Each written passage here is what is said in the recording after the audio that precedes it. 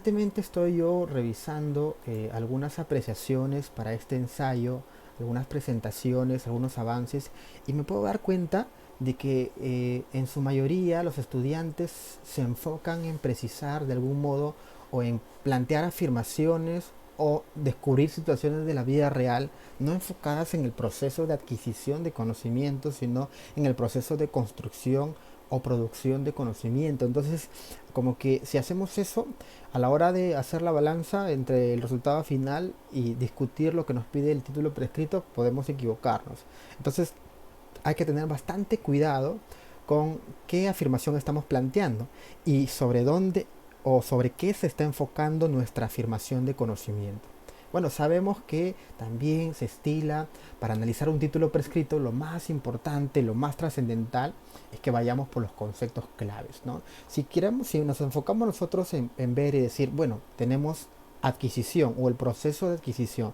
Si queremos solamente tomar adquisición, podríamos entender que adquisición involucra, pues, de cómo un ser humano, el actor de conocimiento o un grupo social puede apropiarse de un determinado, en este caso, conocimiento, puede descubrir determinado conocimiento, puede buscar, puede validar, puede asimilar, puede poseer.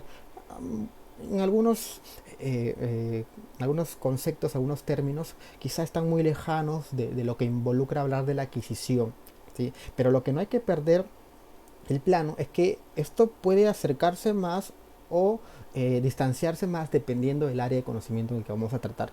Pero también, sobre todo, si ya nosotros llevamos la palabra, el término adquisición, a hablar del proceso de adquisición, entonces ya ahí la cosa se vuelve más compleja, porque sabemos nosotros que hablar de un proceso es hablar de un conjunto de fases, de un conjunto de etapas, de algo que no se logra de la noche a la mañana, de algo que no se adquiere por simple observación, sino a través de un conjunto de fases. Entonces, la primera apreciación para este título prescrito es entender que adquisición no es lo mismo que producción, y cuando hablamos nosotros de adquisición estamos hablando, según lo que preside el título, no de algo inmediato, sino algo que demanda un proceso. ¿Sí? Un proceso. Entonces también hay que entender, ya en aras de revisar el proceso de adquisición del conocimiento, cómo es ese proceso de adquirir conocimiento. El proceso de adquisición es parcial, es un proceso completo, es un proceso incompleto, es un proceso funcional.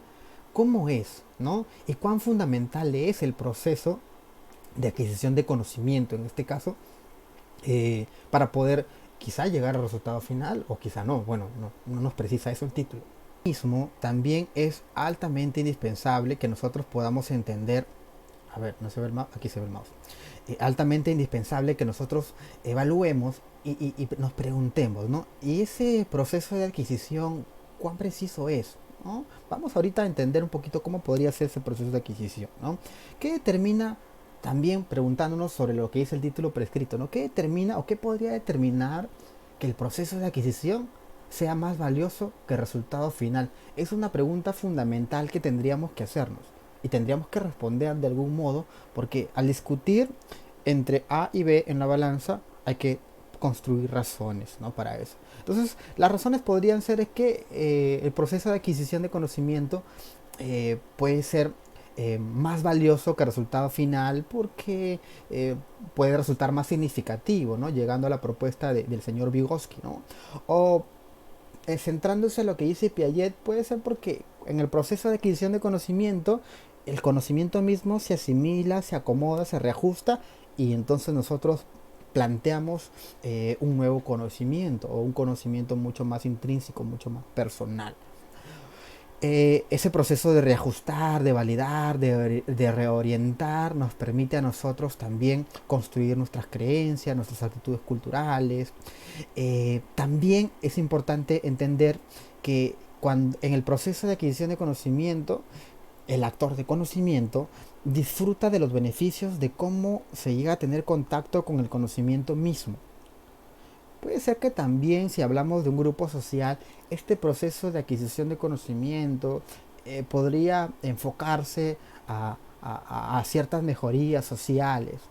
O porque también podría permitirnos a nosotros construir conocimientos, ideas, cuestiones o nueva identidad, ¿no? Nuevos métodos, nueva forma de cómo deducir vacíos. Entonces, la tarea va porque tendríamos que buscar razones para decir de por qué de algún modo el proceso de adquisición de conocimiento podría ser más valioso que el resultado final. Ojo que estamos haciendo ahora una evaluación algo segmentada, porque lo que hay que hacer es lo que dice el término de instrucción, que lo vemos luego. ¿Sí?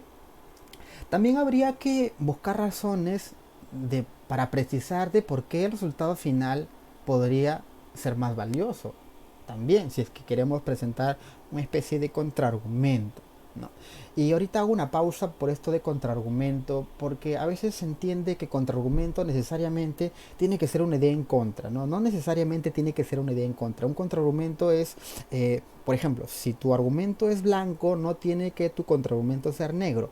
Puede ser el contraargumento rojo, azul, amarillo. ¿Sí? Creo que me entendiste. Entonces, habría que entender también de por qué el resultado final podría ser valioso, pero quiero ir luego, ¿no? Quiero ir luego. Cuando hablamos nosotros del proceso de adquisición de conocimiento o hablamos del conocimiento mismo, créeme que podríamos también enfocar el título prescrito a lo que se busca al hablar del conocimiento personal o del conocimiento compartido, ¿no? Sabemos que el conocimiento personal tiene que ver con la experiencia, con el conocimiento que se logra a través de la experiencia, el conocimiento que se logra a través de la práctica, de la participación personal, tiene que ver con nuestras habilidades, nuestros recuerdos, ¿sí?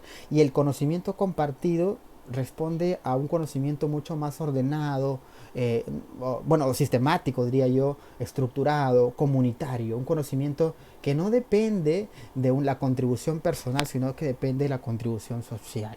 ¿Sí? Entonces también se podría entender ahí, hablar de conocimiento. Y conocimiento, porque esto lo sacamos a un área y cambia completamente. Yo podría decir, voy a hablar del proceso de adquisición de conocimiento en el área de las matemáticas, o en el área de las ciencias naturales, o en el área de la historia. Y eso puede cambiar, ¿no? Porque conocimiento podría ser a una cuestión ligada a fe. Yo podría hablar de conocimiento experimental, ¿no? Cómo se da el proceso de adquisición de conocimiento cuando quiero hablar yo, por ejemplo, cuando yo hago una interpretación artística. Cómo se da el proceso de adquisición de conocimiento cuando yo participo de algún modo para emitir algunas conclusiones científicas o no científicas, ¿no? O cuando yo emito juicios éticos o hago valoraciones sociales, personales, raciales. Sí, entonces podría cambiar y hablar de conocimiento podría ser en determinadas circunstancias hablar en este caso, de algún tipo de entendimiento, ¿no? Cómo se da generalmente este enfoque, ¿no? Hablar de lo valioso también podría resultar un poco filosófico, pero creo que necesario también, porque lo valioso puede ser aquello que sea apreciado, puede ser importante, provechoso, ventajoso, significativo, ¿no? O sea, es decir, que el proceso de adquisición de conocimiento puede ser más ventajoso que el resultado final. Podría llegar a una conclusión así, ¿no? O que el proceso de adquisición de conocimiento podría ser mucho más eficaz que el resultado final. ¿Ves cómo puede cambiar ese término valioso? Y podría decir yo también, el resultado final es más significativo que el proceso de adquisición. También. Entonces hay que tener en cuenta que ese término valioso también nos lleva a entender quizá qué o qué determina el valor. ¿Sí? Hay algunas teorías, quizá puedes revisar, lo voy a precisar de una forma muy rápida, ¿no? Por ejemplo, el subjetivismo, cuando quiere decir quién determina el valor o lo valioso, dice, bueno, hay un subjetivismo utilitario que dice, el sujeto determina el valor y lo determina por utilidad. Hay también un subjetivismo hedonista que dice, no, es el sujeto que determina el valor, pero por placer. Si te da placer, vale. Si no te da placer, no vale. Eso es el subjetivismo. Y el objetivismo dice, no, que el valor no está en el sujeto, sino está en el objeto mismo. O sea que, por ejemplo, este celular vale no porque yo creo que valga, sino porque en sí tiene un valor. O una flor, o un árbol, lo que sea. Hay otra teoría que dice que el relacionismo determina el valor ni el sujeto ni el objeto de forma aislada, sino nos dice que el valor está en función a la relación sujeto-objeto. ¿Sí? Y en un contexto sociocultural también lo precisa el socioculturalismo. También hay otra teoría que dice que el valor no existe, ¿no? Que son emociones, que ese, en este caso el tálamo, que genera la cuestión emocional y todo el asunto, ¿no? Lo preciso de esta forma tan rápida porque de algún modo tú tendrías que justificar, dependiendo de qué área te puede servir esto, ¿no? Decir, si el proceso de adquisición es más valioso que el resultado final, ¿por qué es valioso? ¿Sí? Entonces hay que dar razones. Entonces el valor o la disyuntiva entre proceso de adquisición de conocimiento y resultado final eh, depende, ¿no? Depende de varias cosas porque puede ser que tú lo estés comparando, ahí puede ser que tú estés ordenando, ¿no? O clasificando, jerarquizando y puedas tratar de buscar al fin, decir, bueno, ¿y de qué depende que sea valioso? Puede ser, a ver por aquí, a la parte inferior, no sé si se ve, depende de los intereses, ¿no? Puede ser que uno sea más valioso que el otro de nuestras motivaciones. Puede ser que el resultado final sea más valioso dependiendo de nuestras creencias, de nuestra fe, de nuestra cultura, nuestra empatía. Puede ser que uno sea más valioso que otro por nuestras necesidades personales, nuestras necesidades globales, por nuestras necesidades comunitarias, nuestros prejuicios, nuestros paradigmas, ¿sí? O también puede ser que también definir de que una de tus conclusiones pueda precisar de que ese resultado final es más valioso que el proceso de adquisición, es algo que no es estático, ¿no? Es algo que puede cambiar dependiendo del contexto, ¿no? De sea el tiempo y lugar. Y ya que estamos hablando del resultado final, eh, podríamos decir, bueno, el resultado final, ¿qué podría ser el resultado final?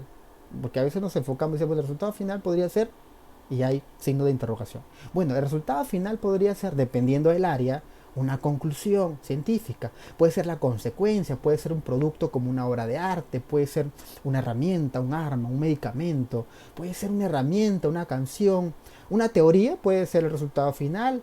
Que yo construya o presente un modelo científico también podría ser un resultado final. La emisión, ¿no? La construcción o la aprobación de una norma también puede ser un resultado final. Y cuando hablo de normas sociales, religiosas, políticas, entre otras cosas, ¿no? La aclaración de un acontecimiento histórico también podría ser el resultado final. La solución de un dilema, la predicción, la precisión de un cálculo, la eliminación de un sesgo, la aclaración de un mito, de una creencia, una leyenda, la hazaña o el logro científico, una sentencia, podría ser resultado final.